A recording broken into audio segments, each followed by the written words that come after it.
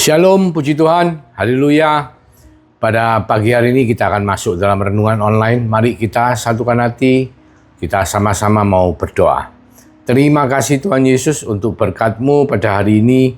Kami mau belajar seperti Maria, duduk diam di hadapan-Mu mendengar apa yang menjadi isi hati-Mu. Tuhan, berkati kami dengan kebenaran firman-Mu, supaya kebenaran itu boleh menjadi bagian dari kehidupan kami yang kami akan lakukan sehari-hari. Karena kami tahu ketika kami menjadi pelaku-pelaku daripada firman-Mu, maka hidup kami akan menjadi lebih baik. Terima kasih Tuhan Yesus, berkati urapi setiap daripada telinga, dan berkati urapi hamba-Mu yang Kau pakai memberitakan suara-Mu. Dalam nama Yesus, kami mengucap syukur. Haleluya. Amin. Puji Tuhan, kita akan membicarakan mengenai satu perikop di Mazmur ya, 128. Mulai ayat 1-5, yaitu perikopnya bicara mengenai berkat atas rumah tangga. Sungguh janji Tuhan itu sangat luar biasa. Di Mazmur 128 ayat 1 dikatakan, nyanyian ziarah, berbahagialah setiap orang yang takut akan Tuhan. Ini firman ini dikatakan ketika mereka sedang berjalan dalam ziarah mau ke Bait Allah. Dikatakan berbahagialah setiap orang yang takut akan Tuhan, yang hidup menurut jalan yang ditunjukkannya ya. Berbahagia itu kan diberkatilah ya, blessed be ya. Yang hidup menurut jalan yang ditunjukkannya. Apabila engkau makan hasil jeripaya tanganmu, berbahagialah engkau dan baiklah keadaanmu.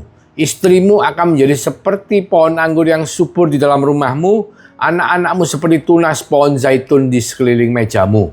Ya, ayat 4 mengatakan, sesungguhnya demikianlah akan diberkati orang laki-laki yang takut akan Tuhan. Ya, diulang kedua kalinya janji berkat ini.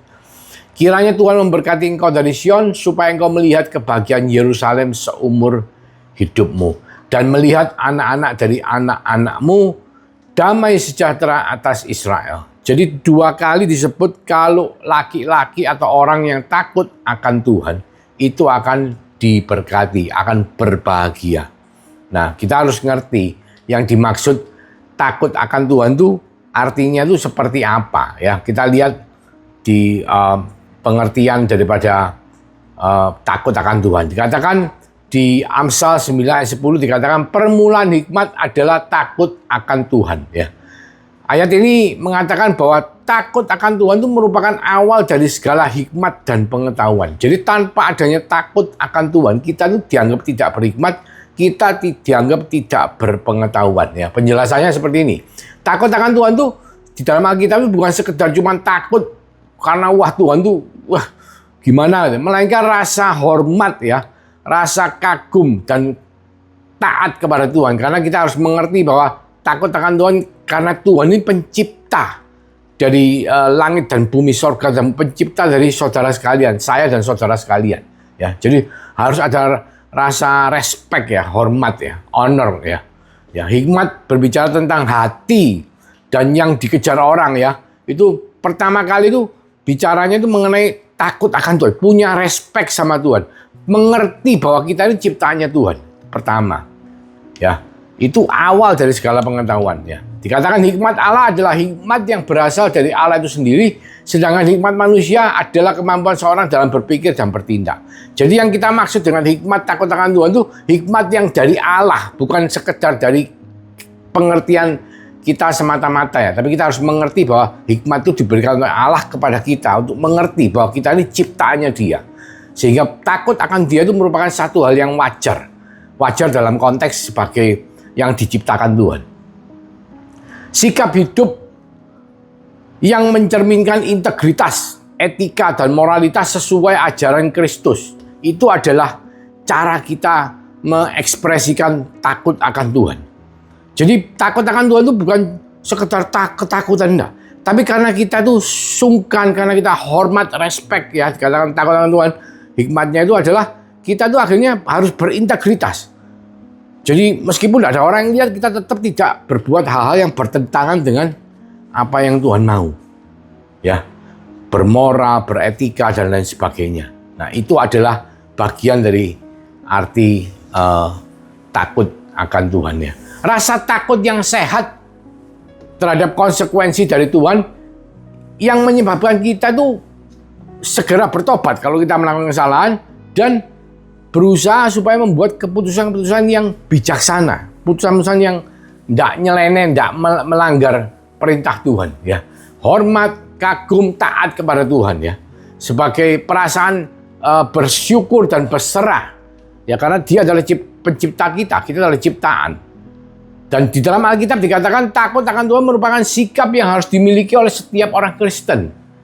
Sebab tanpa adanya takut akan Tuhan, kita semua tahu hari-hari ini mungkin konsep pengajaran kasih karunia itu mengatakan bahwa kita telah sekali dihapus dosa kita untuk selama-lamanya. Jadi kita sudah dibenarkan di hadapan Tuhan, kita sudah tidak berdosa di hadapan Tuhan. Jadi tidak ada dosa apapun yang bisa membuat kita terpental, kecuali dosa mengujar Roh Kudus ya, dari sorga atau hadapan Tuhan. Nah, ini membuat banyak dari kita akhirnya hidupnya sembrono. Sembrono merasa kita sudah diampuni, sembrono merasa kita sudah oke di hadapan Tuhan, sehingga kita melakukan hal-hal yang mungkin seringkali bertentangan dengan ajaran Tuhan. Nah, ini yang tidak boleh. Karena jelas di Amsal 1 ayat 1-7 dijelaskan mengenai hikmat dari takut akan Tuhan adalah membangun seseorang menjadi penyembah Tuhan yang sejati, merupakan dasar pengetahuan atau kebijaksanaan, menjaga kehidupan kita supaya tidak melakukan kejahatan, menjauhi tingkah laku yang jahat, mencari kesucian, mencerminkan sikap terhadap sesama yang baik, menjaga hati seorang agar tidak berbuat zina atau maksiat. Nah, ini semua adalah bagian dari takut akan Tuhan. Nah, sudah ya, jadi kita sebagai orang Kristen kita mengerti, kita harus punya hikmat takut akan Tuhan, karena dengan itu maka janji Tuhan akan digenapi dalam hidup kita semuanya. Kita akan diberkati, anak cucu kita, rumah tangga kita itu diberkati, seperti di Mazmur 128 mulai ayat 1 sampai ayat 5. Tetapi saudara, sebelum kita lanjut untuk menjelaskan mengenai firman Tuhan, kita harus kembali kepada suatu cerita pengalaman hidup dari saudara kita yang ditulis di Alkitab, yaitu saudara Ayub. Itu ternyata sangat bertentangan, bahkan cenderung tidak sama seperti yang Tuhan katakan di Mazmur 128. Dikatakan 128, sesungguhnya demikianlah akan diberkati orang laki-laki yang takut akan Tuhan. Ya apa diberkatinya? Ya diberkati makan hasil jerih payah tanganmu, berbahagia dan baik keadaan. Istrinya menjadi seperti pohon anggur dan anak-anak menjadi seperti tunas pohon zaitun.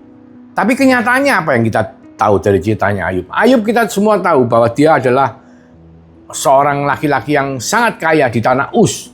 Ya, orang itu dikatakan saleh dan jujur. Ia takut akan Allah dan menjauhi kejahatan.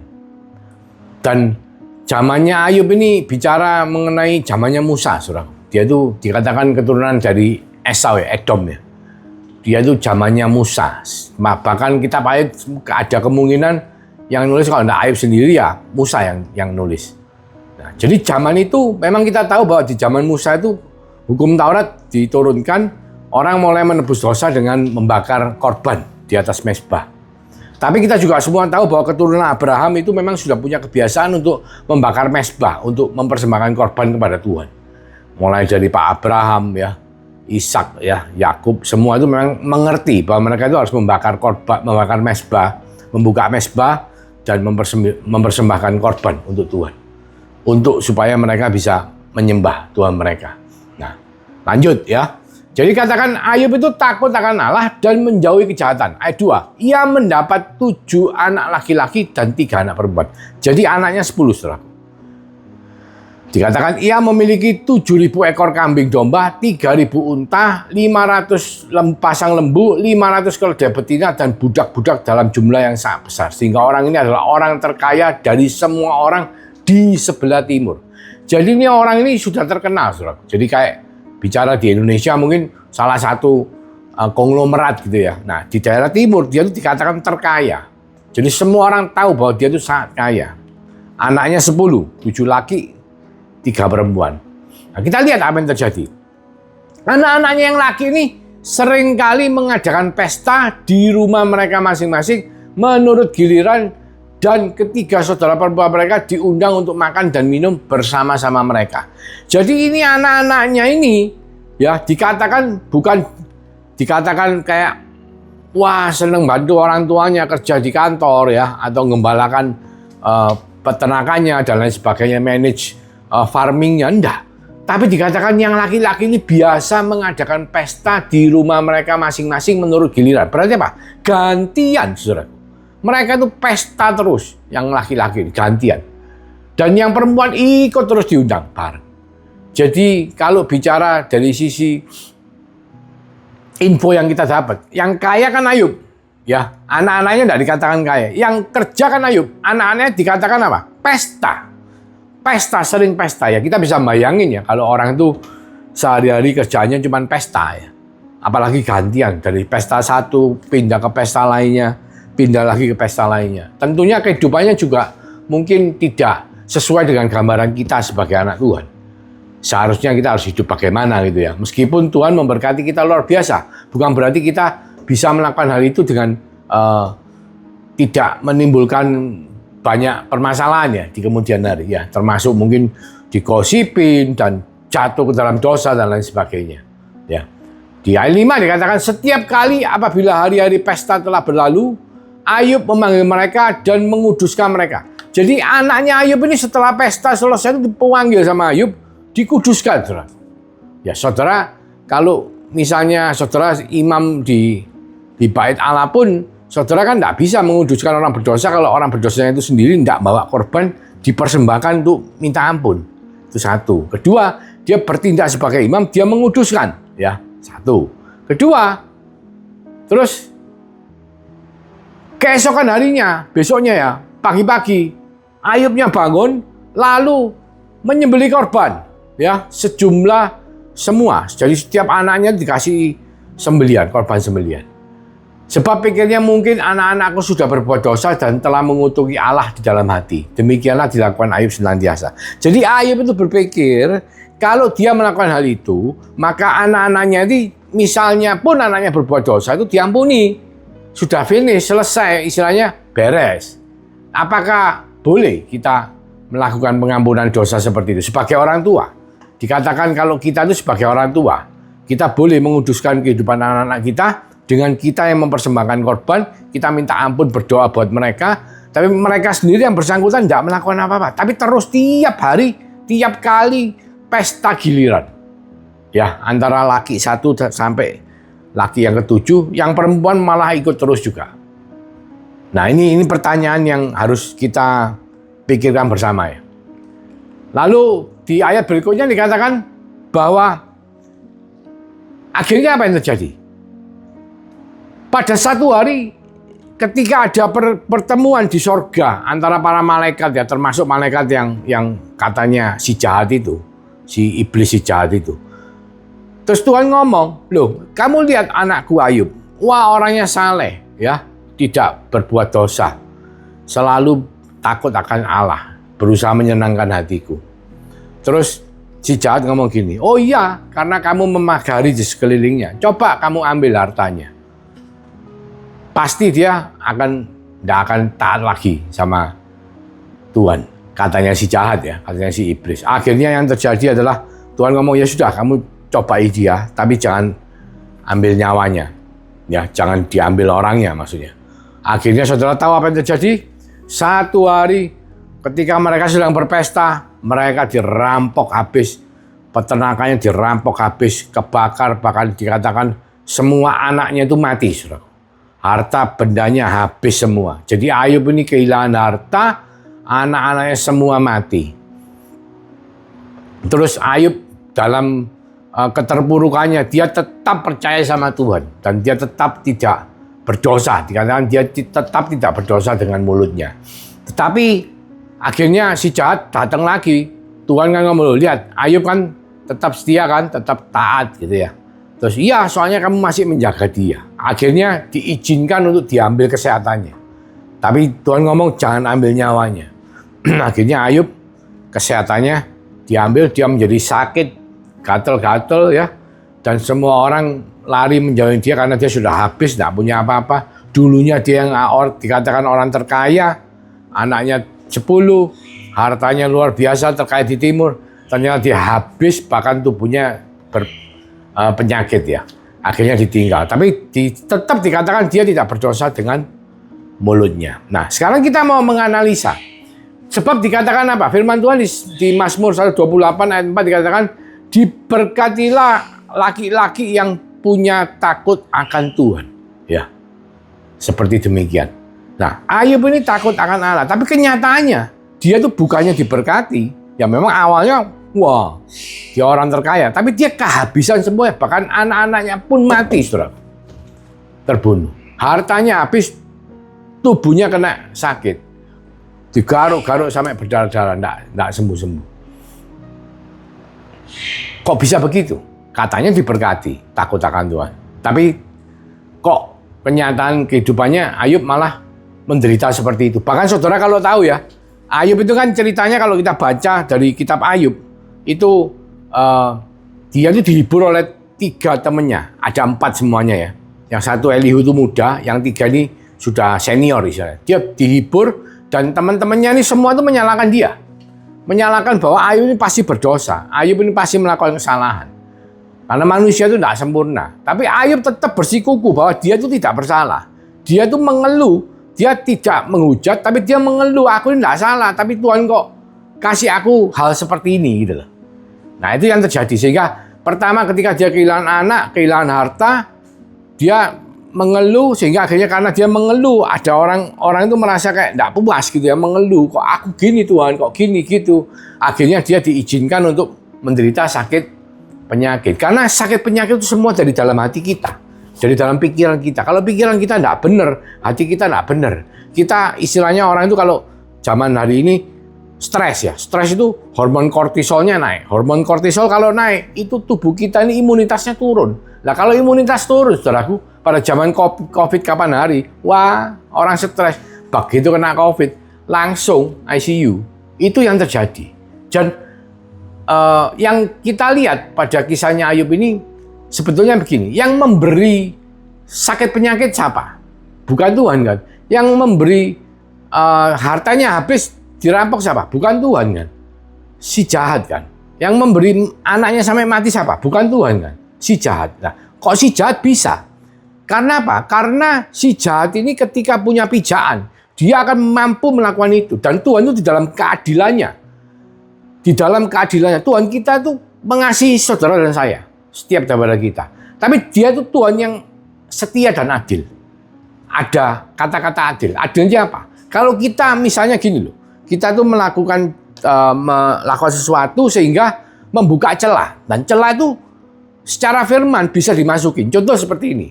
Seperti ini. Anak Tuhan kok pesta tiap hari, ya. Enggak pernah dikatakan kayak kalau Ayub kan dia tuh berusaha menebus dosa, ya, berusaha memberikan persembahan kepada Tuhan. Kan ada ibadahnya. Lah anak-anaknya ini enggak pernah dikatakan beribadah. Lah orang kalau enggak pernah ibadah, hidupnya pesta pora, kumpul, mabuk-mabukan mungkin ya. Terus wah, pastilah semua orang tahu, wah ini orang kaya nih suka mabuk. Nah, kalau misalnya ada orang yang butuh duit, apalagi zaman perekonomian tidak bagus, terus itu orang kaya, pesta, duitnya banyak, ayo kita rampok. Kira-kira para penjahat, para perampok punya pikiran itu enggak? Pasti mereka punya pikiran, apa dilihat, oh lagi pesta nih, lagi mabuk, tak rampok. Dan itu yang terjadi. Ketika dirampok, mereka sampai mati. Bukan hartanya saja yang habis, tapi nyawanya juga melayang. Itu istilahnya apa? Buka celah. Meskipun Anda ini orang saleh, tapi kalau Anda masuk ke dalam satu kumpulan yang tidak benar, Anda bisa terkena dampaknya. Itu namanya apa? Buka celah. Ya dalam hal ini meskipun keluarganya Ayub dikatakan Ayubnya saleh, meskipun mungkin keluarganya tidak seperti yang Ayubnya. Tapi ketika keluarganya ini melakukan tindakan yang tidak benar dengan membuka celah, apalagi Ayub juga mengizinkan mereka, mestinya sebagai orang tua yang saleh, yang beribadah kepada Tuhan, dia bukan menguduskan anaknya, membakar korban untuk anaknya, tapi dia mengajak anaknya untuk menguduskan dirinya di hadapan Tuhan, untuk mempersembahkan korban kepada Tuhan, supaya mereka masing-masing punya hubungan kepada Tuhan. Nah ini namanya buka celah. Seorang imam itu bertanggung jawab atas dombanya, atas jemaatnya. Ketika imam memperlakukan jemaat tidak sesuai firman Tuhan, ya hari-hari ini pun demikian. Bahkan pada zaman awal gereja mula-mula pun, kita ingat zaman dulu tuh yang namanya surat pengampunan dosa, surat pertobatan itu dijual, saudaraku. Jadi orang itu mau nebus dosa itu bayar, beli, bisa. Itu pernah terjadi itu. Zaman bapak-bapak gereja kita dulu. Dan itu tidak benar. Secara firman, tidak benar. Nah itu namanya buka celah. Ketika dia buka celah, si jahat masuk dan Tuhan tidak bisa ngerem. Karena apa? Itu sesuai firman Tuhan. Sama seperti gini, saudaraku. Saudara anak Tuhan. Saudara saleh beribadah ke gereja. Wah, pokoknya semua untuk Tuhan. Tapi ketika saudara nyetir mobil di jalan raya yang maksimal harus nggak boleh lebih dari 40 dan padat, saudara jalan 70-80 km per jam, ya tentunya saudara beresiko banget untuk mengalami kecelakaan. Dan itu yang terjadi. Meskipun anaknya orang saleh pun, kalau tiap hari pesta pora mabuk-mabukan dan menunjukkan mereka itu kaya, pastilah satu hari orang itu punya ingin maksud jelek, jahat untuk ngambil kesempatan. Dan itu terjadi pada keluarganya Ayub, sehingga meninggal. Dan setelah meninggal pun Ayub masih tidak sadar bahwa dia tuh apa yang dia lakukan itu tidak benar. Dan dia mengeluh kepada Tuhan, Tuhan kok kamu izinkan ini terjadi, padahal kamu firman-Mu ngomong, diberkatilah orang yang takut akan Allah. Aku takut sama engkau. Loh, meskipun orang saleh pun, kalau buka celah, dan celah itu bisa dimasukin, ya sudah, kena. Jadi itu pertama ya, kita sebagai anak Tuhan, ya, kasih karunia Tuhan memang luar biasa. Zaman perjanjian lama, mungkin Ayub ini sudah kehilangan akal. Karena ketika dia kehabisan harta, dia kehabisan kesehatan, dia tuh tidak bisa beribadah sama Tuhan. Karena beribadah sama Tuhan, zaman itu harus membawa korban persembahan.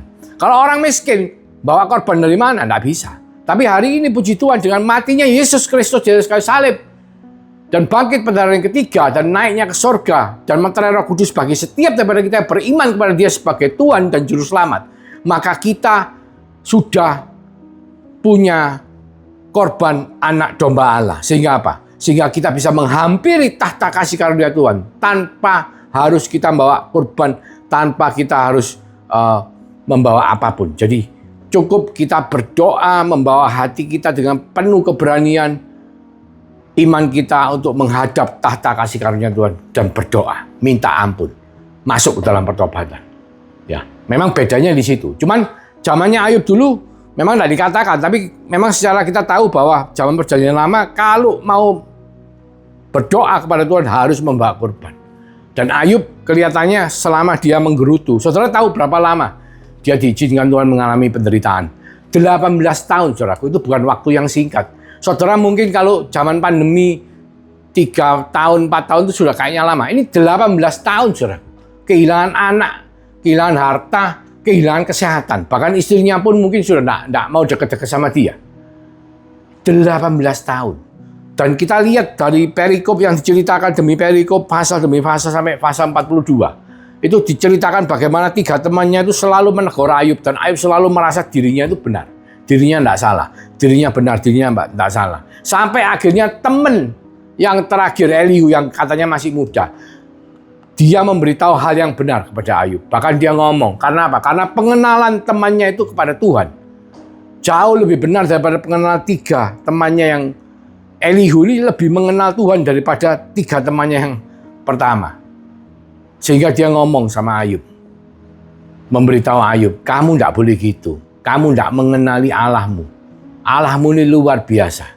Dan akhirnya Ayub sampai kita lihat di ayat yang di 28 ayat 28 ya.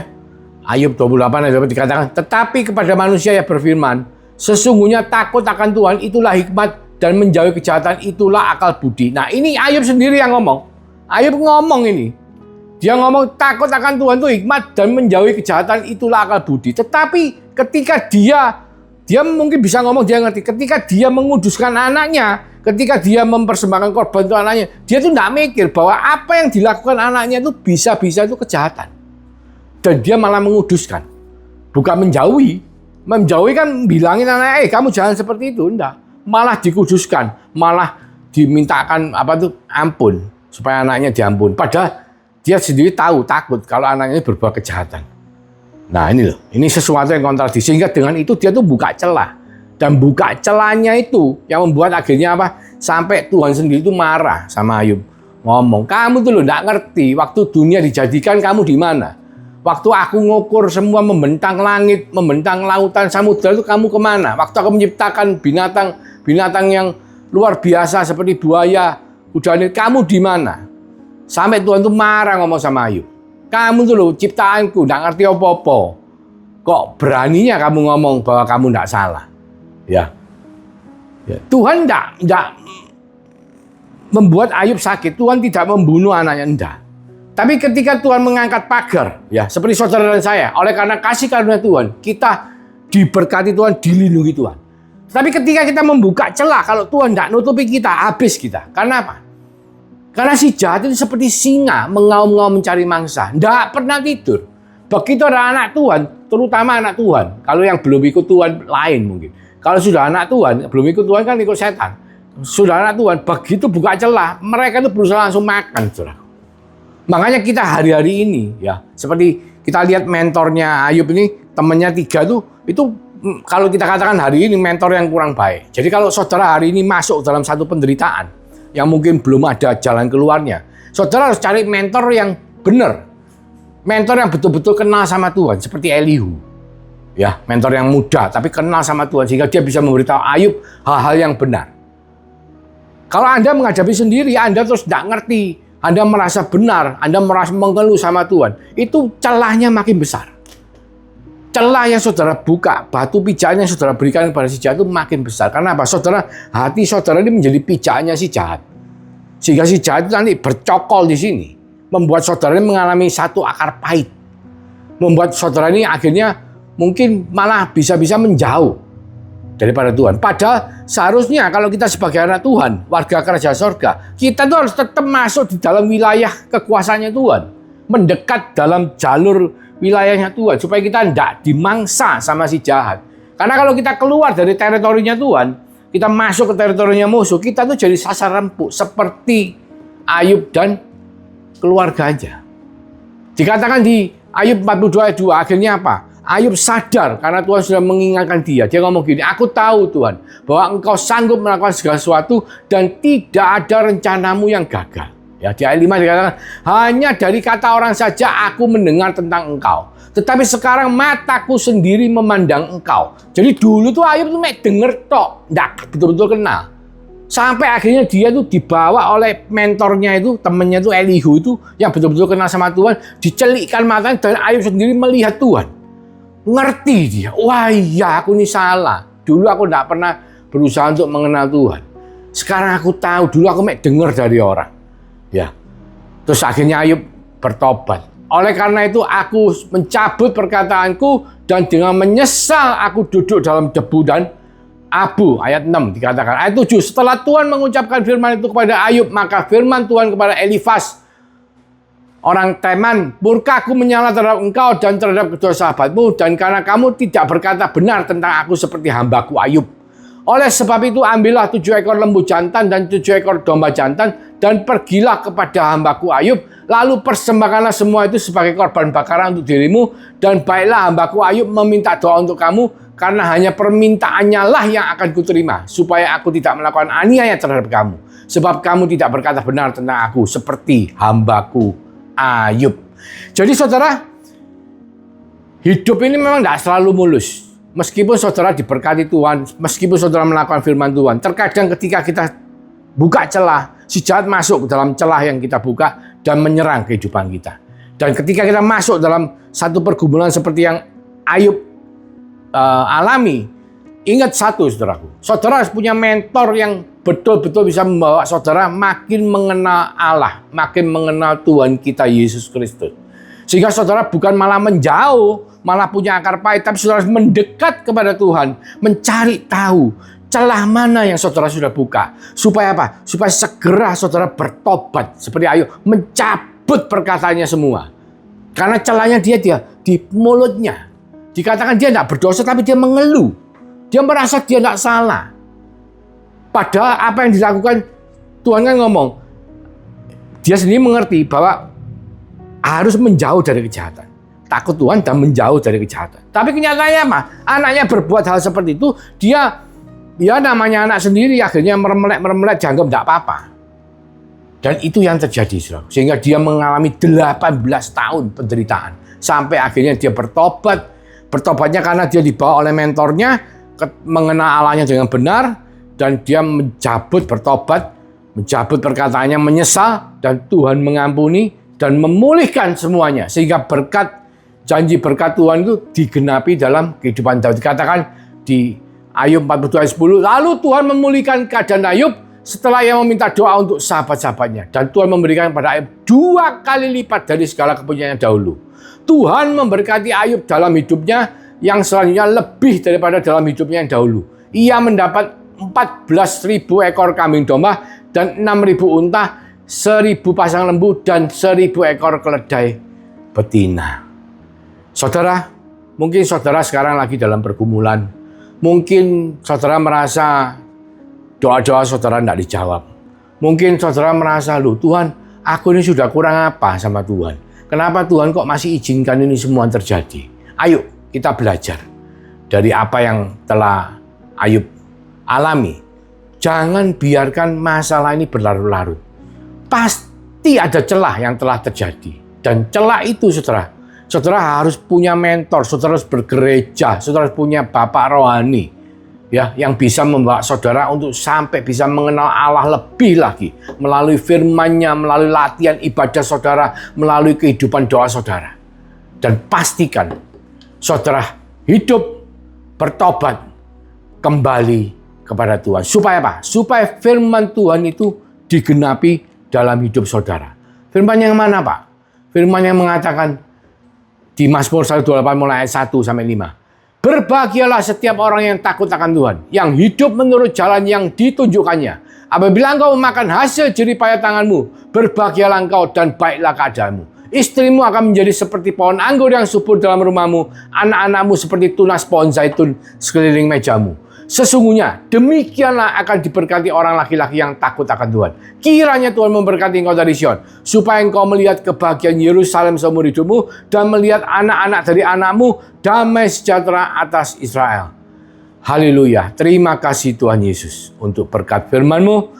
Biarlah kami semua boleh hidup menghidupi berkat firman-Mu dengan kasih karunia anugerah yang Tuhan Yesus berikan melalui meterai Roh Kudus juga yang telah menyertai kita mulai dari hari ini sampai engkau datang kedatangannya, bahkan sampai Maranatha.